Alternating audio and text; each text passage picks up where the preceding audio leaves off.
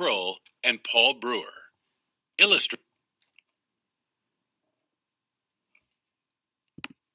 Music was everywhere in Liverpool, where John Lennon, Paul McCartney, George Harrison, and Ringo Starr grew up. Life wasn't easy in that scruffy city in northern England in the 1940s and 50s, but music made things better.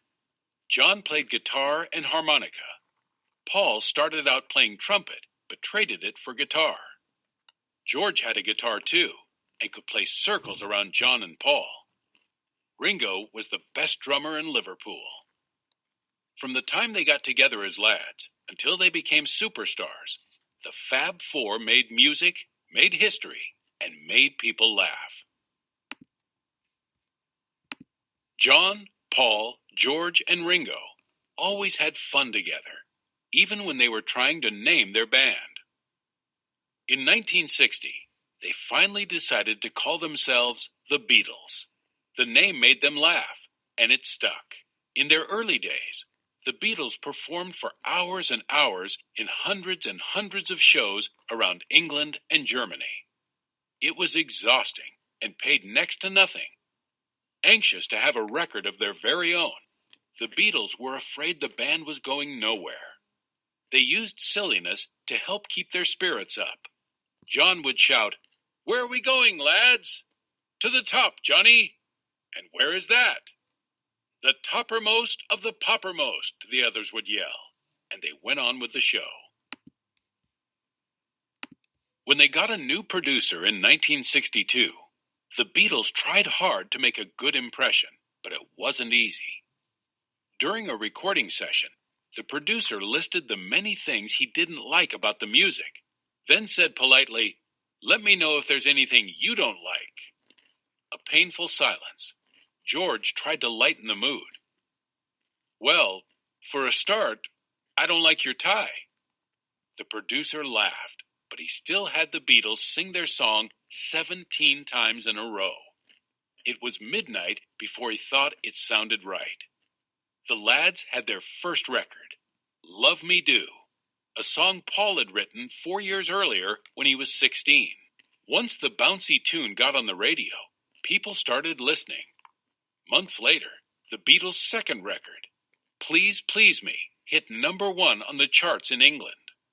The band began appearing on English TV, singing, joking, shaking their mop-top hair, and having a blast.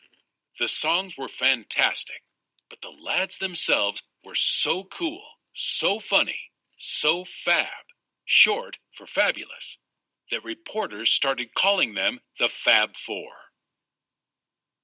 The first Beatles fan club started with 35 members and grew to 40,000 within a year. Fans sent their heroes love letters, stuffed animals, and their favorite English candy, squishy jelly babies. It was the birth of something new, Beatlemania. No one had seen or heard a band quite like the Beatles before. Fans followed them everywhere. The lads became clever at escaping crowds, although sometimes they needed help. Once, a police officer slung Ringo over his shoulder to get him to safety. The fans wanted more, so John and Paul wrote songs as fast as they could, meeting over tea and cornflakes. As certain words popped up in hit after hit, they began to consider them lucky. Me, please, love, and especially you. When they wrote "She Loves You," Paul's father begged them to change its "yeah, yeah, yeah" line to a more proper "yes, yes, yes." But Paul laughed the idea off with a no, no, no. "Yeah, yeah, yeah" was soon heard around the world, and "She Loves You" became the first Beatles record to sell 1 million copies. The Beatles were no longer playing in small, seedy clubs. They were even invited to perform for a formal audience that included the British royal family. How should they act? Could the Fab Four still be silly in front of royalty? Before Twist and Shout, their final song, John invited the main floor audience to clap along. Then he peered up at the dignified royal family in the box seats. "And the rest of you, If you just rattle your jewelry. Everyone giggled, even the Queen Mother. Fame came upon them so quickly that the Beatles still couldn't believe it when they heard themselves on the radio. Whenever a Beatles song was scheduled to air, they would stop whatever they were doing, even driving, to listen to the radio with delight. One night in 1964, their manager burst into their hotel rooms at 3 a.m., waving a telegram from New York in their sleepy faces. Their newest song, I Want to Hold Your Hand, had hit #1 in America. The lads stayed awake for hours, stunned that Beatlemania had crossed the Atlantic Ocean. But John still had to joke. He liked to call the song, I Want to Hold Your Nose. The next month, the Fab Four flew to New York, arriving at John F. Kennedy Airport to the sound of 3,000 fans singing, We love you, Beatles, oh yes we do. 2 days after crossing the Atlantic, they made their first American TV appearance on The Ed Sullivan Show. By then, the Beatles had played together more than 1,000 times. Their performance was as polished as could be, and this turned out to be the most watched TV show in history. Polished. A performance that is polished is given with great skill and no mistakes. Even when the massive audience in America made them nervous, the Beatles didn't show it. All the screaming of the fans was music to their ears, a sign that everyone was having a good time. George said, We like screams, so scream louder and louder.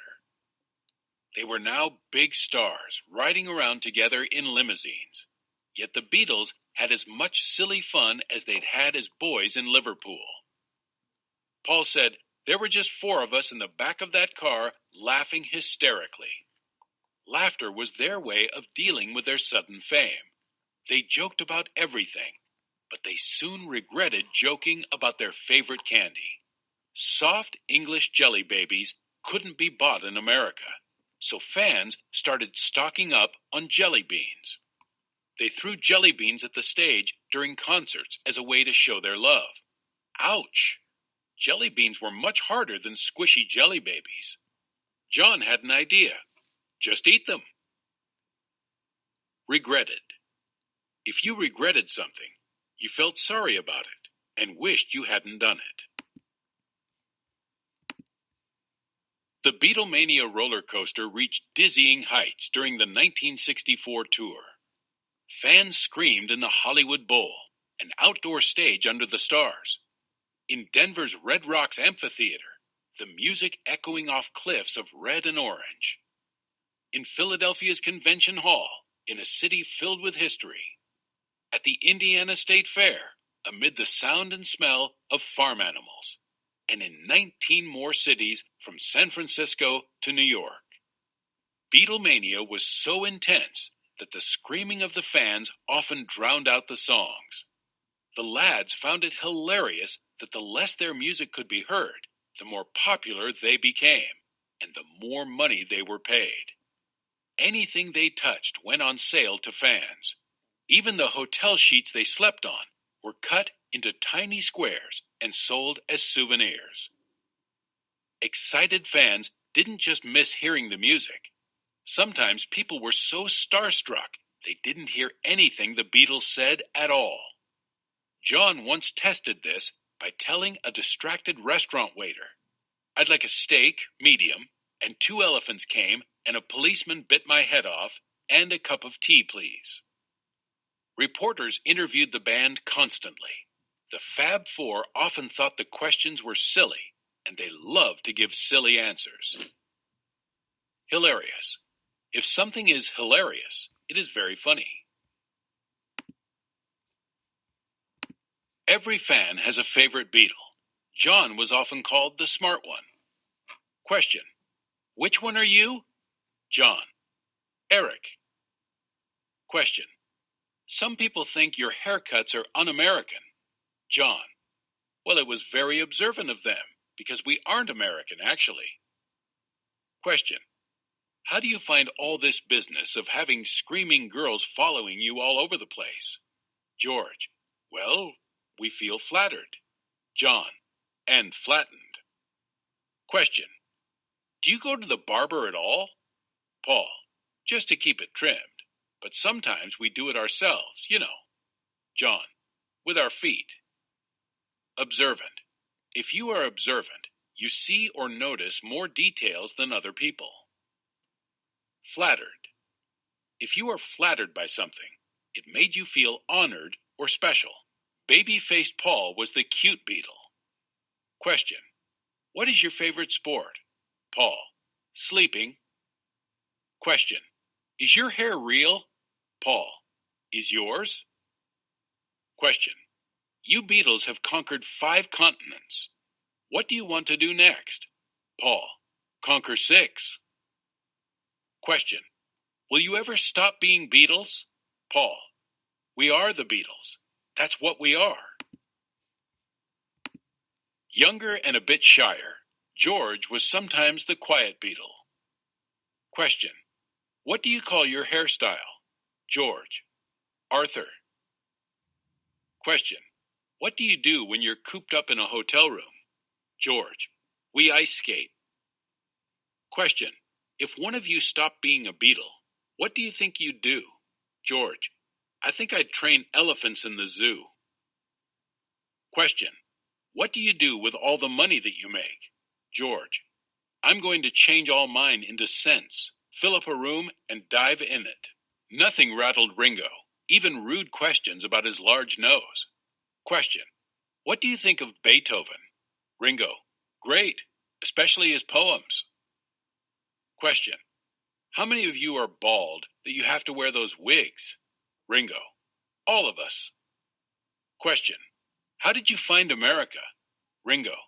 We went to Greenland and made a left turn. The Beatles' 1965 American tour opened with the biggest live concert in history so far. A happy crowd of 55,600 fans welcomed them to Shea Stadium in New York. The band's helicopter landed nearby as they watched thousands of flashbulbs light up the sky. This was surely the toppermost, and yet, with the wall of screams, nothing else could be heard, not the music, and not even the jets taking off from 2 nearby airports. This struck the Beatles as so ridiculous that they could do nothing but laugh. But they soon stopped joking, worried about the crowd getting out of control. Later, a reporter asked, "Where would you like to go that you haven't gone yet?" John said, "Home." 4 years after Love Me Do, Beatlemania had driven fans wild all over the world. But the Fab Four were forgetting how to laugh. Concerts had bigger problems than jelly beans flying through the air. Now the lads were in danger of being trampled by excited fans. At the same time, as they wrote songs that dug deeper into the meaning of life and love, their music was becoming too complicated to perform live. During their last major concert at Candlestick Park in San Francisco, the fans huddled together on a chilly night. No one quite realized it, but Beatlemania was coming to an end. Trampled. If something is trampled, it is stepped on and damaged or crushed. But it was far from the end of the Beatles and their fun-filled romp. The band retreated to the recording studio, where they could hear the music again and continue to make each other laugh. Nothing was quite the same after Beatlemania. Other British bands became popular, but the witty wordplay of the Fab Four put them in a class of their own. They were trendsetters. Everyone wanted haircuts like theirs, and everyone wanted to dress like they did. But most important, they're considered by many to be the greatest rock and roll band of all time. Constantly adapting their own music in an extraordinary display of styles and subjects, the Beatles changed music forever. John, Paul, George, and Ringo recorded more than 200 songs together. For decades after, their music would inspire people to sing along, dance, love, remember, cry, think, imagine, and laugh.